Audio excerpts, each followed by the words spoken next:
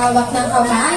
For our second game, this game called Shake Your Body. Yan, madali lang ang ating mechanics. Kailangan nyo lang i-shake or i-dance yung body nyo habang pinapasa yung baso. Again, ipapasa lang, bawal ibato, bawal bitawan.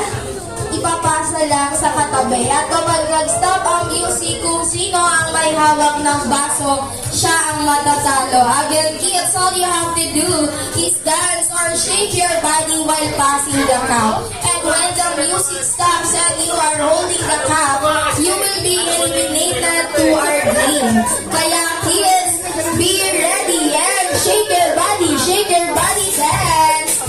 Pass the cup, ipasa ang baso.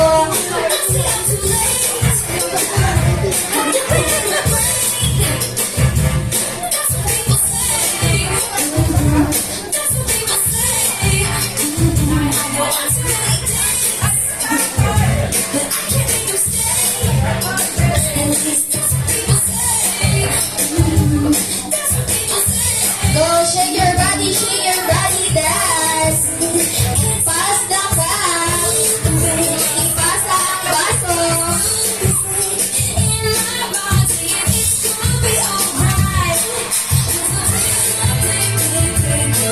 Ipasa ang baso. Oh, kanina ang last touch. Wala. Again, kids, bawal pong bitawan na or bawal ibato. Be ready and shake your body, dance. Pass the cup.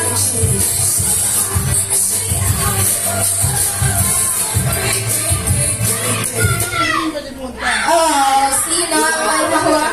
Si Kuya. Oh no, Kuya. Sorry and thank you. You may take your seat na. Again, kids, be ready